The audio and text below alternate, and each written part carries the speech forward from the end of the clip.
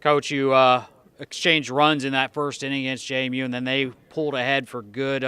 What was it, the difference between that first inning and the later innings that kind of sideswiped you guys in today's game? Well, I thought their hitters did a good job of continuing to get better as the day went on. No matter what pitcher we threw out at them, I was reading off some stat lines to our kids in the outfield after the game, and when you can't get JMU hitters out in the last few innings of the weekend, then I don't know who's going to be able to get them out. But quite different for us. We were working ourselves out of at bats by swinging at bad pitches, and you can't do that on game 2 of the series or game 3 of the series. Callie Jones gave you a couple of hits and a couple of runs scored and played pretty solidly in the field at center field. What have you seen from her over the course of the weekend?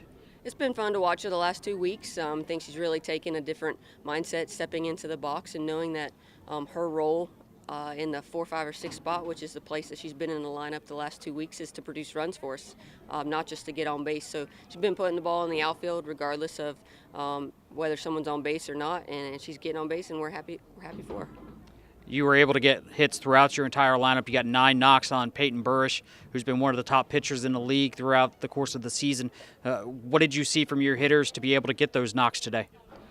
Just overall confidence in the box. We have done a really good job changing our mindset since last Sunday at Hofstra University. So our hitters just need to continue to start swinging at better pitches, which is why we worked ourselves out of at-bats, but swinging at good pitches, having confidence in the box, and swinging in hitters' counts. Obviously, you would have liked to have taken today's game and take the series, but to get 1 out of 3 against JMU, a team that you haven't been able to get a win against in the last several years, has to be a pretty good confidence builder as you move forward here in conference play. Oh, absolutely. I mean, we're one of the only teams to beat them in conference in the last 6 years. I think there's been maybe 4 teams that have beat them, and that's a feat. You know, we're excited about that. We also know that every weekend you step out and CAA play, it can go either way. You know, nothing's going to be handed to you, and it's a grind every win. So as long as we keep a positive mindset and a go-getters mentality, I think we'll be okay. Final question for you. You continue the homestand now in a couple of days against North Carolina, a team you were supposed to face a couple of weeks ago. Non-conference game, but in a very key in-state rival. What do you need to do to be able to beat the Tar Heels on Tuesday?